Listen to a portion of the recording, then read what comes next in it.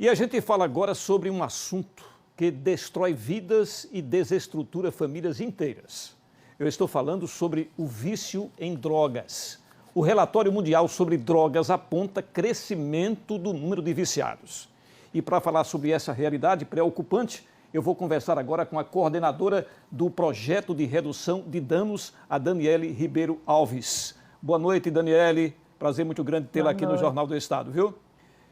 Muito obrigada, boa noite, Gilvan, a todos que nos assistem. Muito obrigada pelo convite. E o assunto, claro, que é droga, né? Que o uso das drogas é um problema seríssimo, né? Em todo o mundo. E vamos partir aqui para Sergipe, o nosso estado aqui. Como é que a senhora vê esse crescimento do uso de drogas aqui em nosso estado? A gente tem, né, acompanhado isso de perto, desde sempre, né, quando a gente vem trabalhando com as pessoas que fazem um uso mais prejudicial, um uso mais abusivo de álcool e outras drogas. E a gente percebe, né, que ao longo do tempo, principalmente em momentos onde a gente, como a gente está vivendo atualmente, né, de uma crise financeira, de uma crise sanitária, de um momento onde a ansiedade, né, o não saber como é que as coisas vão continuar, como é que elas vão ser, tende a aumentar o uso, né, e pensando num recorte da população, né, numa maior vulnerabilidade, a gente tem visto mais pessoas em situação de rua, a gente tem percebido mais pessoas em extrema pobreza, e a gente sabe que isso é um fator também desencadeante para o uso abusivo de álcool e outras drogas. E a gente nota isso não só aqui em Aracaju, né? A minha área de trabalho é Aracaju, mas a gente também conversa com as pessoas do estado e também percebe isso, né? Esse movimento do aumento de um número do uso. É justamente que eu queria que a senhora falasse, Daniele, sobre esse cenário aqui em Sergipe, aqui em nosso estado, porque realmente o uso de drogas avança e não é fácil não, viu? Principalmente para as pequenas cidades e também a zona rural. Eu gostaria que a senhora falasse. Isso. Saiu, né, recentemente os dados do Observatório do Crack, colocando esses dados em alarme mesmo do crescimento no interior do estado.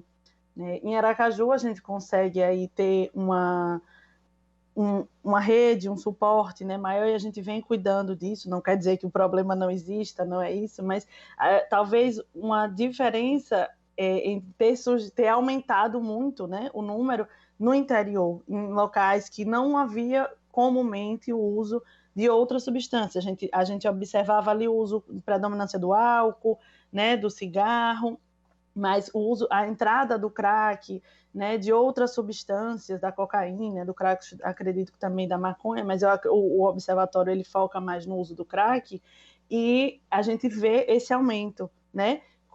Como eu disse anteriormente, com situações de agravamento, né, da situação econômica, de vulnerabilidade, tende a aumentar. Então, a gente faz essa correlação, né, de momentos de maior dificuldade, a gente percebe uma vulnerabilidade maior da população que, juntando com o uso de álcool e outras drogas, pode culminar aí no uso abusivo, né, em fatores que podem desencadear a dependência, né, de determinada substância e prejudicando as relações familiares, as relações de trabalho, né, e tudo isso vai prejudicando também como é que esse sujeito se coloca no mundo, no seu município, né, e às vezes lugares que não tinham o costume de ter esse cuidado, essa aproximação com a temática do uso da droga, agora os municípios estão se deparando com esse aumento, né?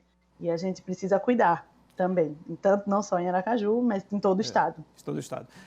Daniele, quais são as alternativas para se combater esse mal? O que a gente pode fazer?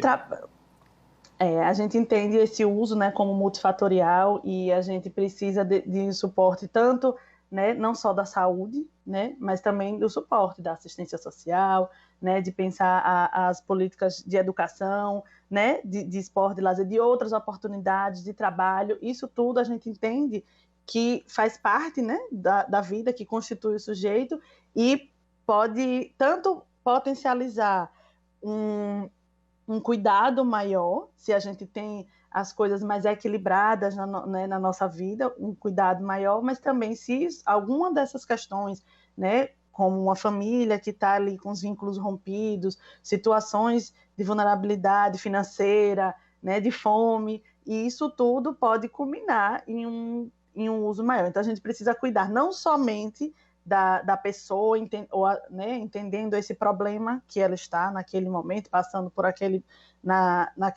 naquela situação, como isolado, mas sim pensar em todos esses fatores que fazem a vida do sujeito. Exatamente. E aí a gente tem que contar com a participação de todo mundo. Tá né? bom. Eu falei com a coordenadora do projeto de redução de danos, a Daniele Ribeiro Alves, a quem agradecemos aqui pela presença no Jornal do Estado. Boa noite para a senhora. Muito obrigada. Uma boa noite. Boa noite.